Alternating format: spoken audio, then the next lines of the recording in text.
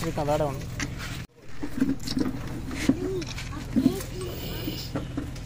అన్న మీరు కూడా కూర్చోకూడదా?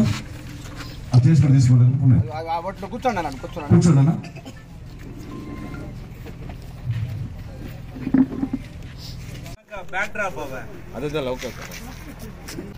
కోవూరు నియోజకవర్గంలో రాష్ట్ర పార్టీ పిలుపు మేరకు జైహోపీసీ సమావేశాలు ఏర్పాటు చేయాలని చెప్పని ఒక పిలుపు వచ్చింది. జైహోపీసీ సమావేశాలు ఎలా నిర్వహించాలి, ఏ విధంగా జైహోపీసీ సమావేశాలు ముందుకు తీసుకెళ్లాలి అన్న అంశం గురించి ఒక పాత్రికేయ సమావేశాన్ని ఏర్పాటు చేయడం కోసంగా ఈరోజు జిల్లా జైహోపీసీ కమిటీ సభ్యులందరికీ విచ్చేశారు పొలారెడ్డి విజయ్ రెడ్డి గారి యొక్క ఆధ్వర్యంలో. ఈ సమావేశం జరగబోయే జైహోపీసీ సమావేశాలు ఏ విధంగా నిర్వహించాలి, ఎలా నిర్వహించుకోబోతున్నాము అని తెలియజేయడం కోసం ఏర్పాటు చేసిన సమావేశం. రవీంద్ర గారి సూచనల ప్రకారంగా ఈ రోజు ఆంధ్రప్రదేశ్ రాష్ట్ర వ్యాప్తంగా జైహోపీసీ కార్యక్రమాలు తీసుకున్నాం. ఈ కార్యక్రమం ద్వారా మేమందరం కూడా ఆంధ్రప్రదేశ్ రాష్ట్రంలో ఉండే బీసీలు, తెలుగుదేశం పార్టీలో ఉండే బీసీ నాయకులందరూ కూడా రాష్ట్రంలోని 25 పార్లమెంట్లు తిరుగుతూ ప్రతి మండలంలో ఉండే బీసీలను చైతన్యవంతులు చేయడం కోసం బయలుదేరాం. దానిలో భాగంగా ప్రతి మండలంలో జైహోపీసీ కార్యక్రమాలు పెట్టి ఆ మండలాల్లో ఉండే బీసీలందరూ చైతన్యవంతులుగా చేసుకొని ముందుకెళ్లడానికి మేము ముందుకు వస్తా ఉన్నాం. జైహోపీసీ కార్యక్రమం తెలుగుదేశం పార్టీ జాతీయ అధ్యక్షులు నారా చంద్రబాబు నాయుడు గారు ప్రతిష్టాత్మకంగా తీసుకున్నారు. ఈ జైహోపీసీని ప్రతి మండలంలో బ్రహ్మాండంగా జరిపి మన బీసీలందరినీ చైతన్యపరచాలనే ఉద్దేశం ఇది. దీంట్లో భాగంగా ఈరోజు కోవూరు నియోజకవర్గంలో ఈ ప్రెస్ మీట్ ఇవ్వడం జరుగుతుంది. బీసీలకి 2019లో బీసీలని కల్లబల్లి మాటలు చెప్పి అధికారంలో వచ్చిన జగన్మోహన్ రెడ్డి ఎక్కిన దగ్గర నుంచి బీసీల యొక్క వెన్ను విరుస్తున్నాడు. అంతేకాదు దాదాపుగా బీసీ నేతలని, బీసీ కులాల వారిని దాదాపుగా రాష్ట్రంలో 74 మందిని అతి క్రూరంగా నరికి చంపిన ఈ జగన్మోహన్ రెడ్డి ముఠ. అంతేకాదు దాదాపుగా 50,000 మందిని బీసీ నేతల్ని, బీసీ కార్యకర్తల్ని, తెలుగుదేశం కార్యకర్తల్ని అక్రమంగా అరెస్ట్ చేసి జైల్లో నిర్బంధం చేసిన సందర్భం.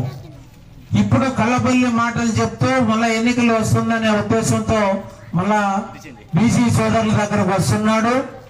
మోసపోవద్దు.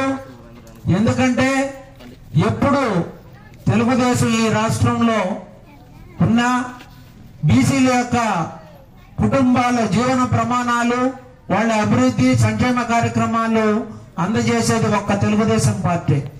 ఈరోజు ఈ యొక్క జగన్మోహన్ రెడ్డి గారి ప్రభుత్వం 2019 ఎన్నికల్లో బీసీలను నమ్మించి తెలుగుదేశం పార్టీకి ఓటు బ్యాక్ బోన్ గా ఉన్నటువంటి తెలుగుదేశం పార్టీ అంటేనే బీసీలు అంటేనే తెలుగుదేశం పార్టీ అనే విధానంతో బలహీన వర్గాలను నమ్మించి మోసం చేసి ఒక్క అవకాశం చెప్పి బలహీన వర్గాల ఓట్లతో 2019లో జగన్మోహన్ రెడ్డి గారు ముఖ్యమంత్రి కావడం జరిగింది.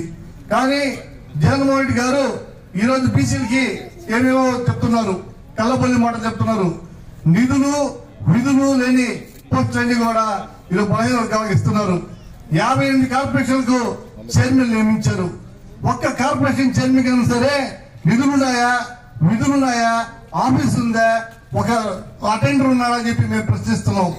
పల్నాడులో ఒక బీసీ నాయకుడు ఆ గ్రామంలో ఎదుగుతుంటే వైసీపీ గుండాలు వచ్చి హత్య చేశారు. అంజయ్ యాదవ్ అతన్ని చేస్తే లాస్ట్ ఒక మాట అడిగారు, నువ్వు జై జగన్ మేము చంపుకొని వెళ్ళిపోతా ఉన్నారు.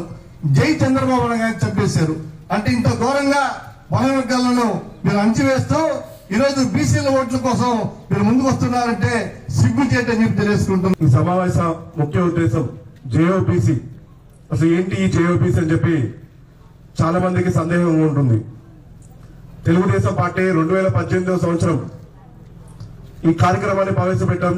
జేఓబీసీ అనే కార్యక్రమం ఆ రోజున బీసీలకి ఎట్లయితే మా తెలుగుదేశం పార్టీ ఆవిర్భావం నుంచి కూడా స్వర్గీయ శ్రీ నందమూరి తారక రామారావు గారు మొట్టమొదటిగా పార్టీని స్థాపించి 42 సంవత్సరాలు అయింది. అప్పటి నుంచి కూడా బడుగు బలహీన వర్గాలు, అనగబడిగిన వర్గాలకి రాజ్యాధికారం కలిగించాలి, వాళ్ళందరూ ఆర్థికంగా సామాజికంగా ముందుకెళ్ళాలి, బడుగు బలహీన వర్గాల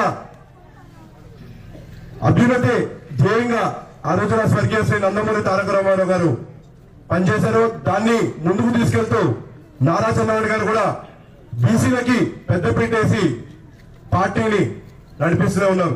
మీరు చూశారు, తెలుగుదేశం పార్టీ ఆవిర్భావం ముందు బీసీలు, ఎస్సీలు, ఎస్టీలు, మైనార్టీలు అంటే కేవలం ఓట్లేయడానికే తప్ప రాజ్యాధికారం మనకు ఉండేది కాదు. మనం అందరినీ విపక్షంగా చూసేవాళ్ళు. అలానే సామాజికంగా ఆర్థికంగా కూడా మనం అందరం కూడా బలంగా ఉండేవాళ్ళం కాదు. అలాంటి ఏదైతే లోపం ఉందో ఆ లోపాన్ని గుర్తించి స్వర్గీయ శ్రీ నందమూరి తారక రామారావు గారు బడుగు బలహీన వర్గాలకి, బీసీలకి, ఎస్సీలకి, ఎస్టీలకి, మైనార్టీలకి అందరూ కూడా అన్ని విధాలుగా అవకాశాలు కలగాలని చెప్పి మొట్టమొదటిసారిగా ఆంధ్ర రాష్ట్రంలో బీసీల కోసం రిజర్వేషన్ ప్రవేశపెట్టారు స్వర్గీయ శ్రీ నందమూరి తారక రామారావు గారు. ఆ రోజున ఆయన 24% రిజర్వేషన్ కల్పించారు. అలానే అప్పుడు దాన్ని కంటిన్యూ చేస్తూ కూడా నారా చంద్రబాబు గారు కూడా మనకి ఏదైతే 24% రిజర్వేషన్ ఆ రోజున స్వర్గీయ నందమూరి తారక రామారావు గారు కల్పిస్తే దాన్ని ఇంకొక 10% పెంచుతూ 34% ఆ రోజున నారా చంద్రబాబు గారు చేయడం జరిగింది. అయితే జగన్మోహన్ రెడ్డి గారు, ఆయనకు తెలుసు బీసీలందరూ ఎప్పుడు కూడా తెలుగుదేశం పార్టీతో ఉన్నారు, ఉంటారని కూడా తెలుసు. కానీ దీన్ని ఎలా అయినా కొనగొట్టాలి, వీరికి ఏదో ఒక అబద్ధ మాటలు చెప్పాలి, ఏదో ఒక విధంగా దూరం చేయాలని చెప్పి ఒక దురుద్దేశంతో 2019 సంవత్సరం నుంచి మొదలు పెట్టారు. ఎన్నో మాయ మాటలు చెప్పారు, మోసం చేశారు. ఏదైతే నారా చంద్రబాబు గారు ఇస్తున్న పథకాలు ఏవైతున్నాయో ఆ పథకాల కన్నా రెట్టింపు పథకాలు నేను బీసీలకు ఇస్తానని చెప్పి మనల్ని మాయ బలికి మోసం చేసి మన ఓట్లతో గద్దెక్కిన జగన్మోహన్ రెడ్డి గారు అధికారం చేపట్టిన తర్వాత మనకు వచ్చిన అన్ని పథకాలు కూడా తొలగించాడు. రిజర్వేషన్ ని 34% నుంచి 24% తగ్గించారు. తద్వారా స్థానిక సంస్థలో మన ప్రజాప్రతినిధులు 16,800 మందికి అవకాశం కోల్పోయారు.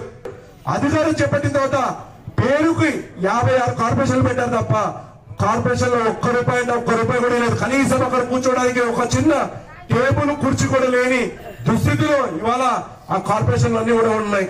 ఒక్క రూపాయి కూడా మనకి శాంక్షన్ చేయకపోగా కేంద్రం ఇచ్చిన 75,000 కోట్ల రూపాయలు సప్లా నిధులు, బీసీ సప్లా నిధులు ఏవైతే ఉన్నాయో దాని మీద ఒక్క రూపాయి మామూలుగా ఏదంటే కేంద్రం ఇచ్చిన డబ్బులకి రాష్ట్ర ప్రభుత్వం ఆ ఈక్వలెంట్ అమౌంట్ జత చేసి ఇవ్వాల్సిన పరిస్థితి ఉంటే ఆయన 1 రూపాయి జత చేయకపోవడం పోగా ఏదైతే ఇవాళ కేంద్రం ఇచ్చిన 75,000 కోట్ల రూపాయలు కూడా జనరల్ ఫండ్ లో కలిపేసి అవన్నీ కూడా అందరికి ఇచ్చే పథకాలే మనందరికి కూడా ఇస్తూ దానికి బీసీలకి తీవ్రమైన అన్యాయం చేశాడు. అలానే బీసీల మీద దాడులు జగన్మోహన్ రెడ్డి గారు వచ్చిన తర్వాత బాగా పెరిగిపోయి దాదాపు ఆంధ్ర రాష్ట్రంలో 4,000 పైచీలకు మంది మీద బీసీల మీద దాడులు జరిగాయి. 600 బీసీల మీద అక్రమ కేసులు బనాయించారు. అలానే 30 మంది బీసీలు జగన్మోహన్ రెడ్డి గారి అధికారులు అందరితో అక్కడున్న వైఎస్ఆర్సీపీ నాయకులు అందరూ దురంగంతో అక్కడ బీసీల మీద దాడులు జరిగి వాళ్ళందరూ కూడా చనిపోవడం జరిగింది. వీటన్నిటికీ సమాధానం చెప్పాలంటే మళ్ళీ జగన్మోహన్ రెడ్డిని ఇంటికి పంపించాల్సిన అవసరం ఉంది. ఎప్పుడైనా కూడా బీసీలకు అండగా నిలిచిన పార్టీ ఏకైక పార్టీ తెలుగుదేశం పార్టీ. గతంలో నిలిచాం, మళ్ళీ రాబోయే రోజుల్లో కూడా ఎప్పుడు కూడా నిలుస్తామని చెప్పి ఈ సభాముఖంగా బీసీ సోదరులు అందరూ కూడా తెలియజేస్తూ ఖచ్చితంగా రానున్న రోజుల్లో ప్రతి మండలంలో సమావేశాలు ఏర్పాటు చేసి బీసీలకు జరుగుతున్న అన్యాయాల గురించి మీ అందరూ కూడా తెలియజేస్తూ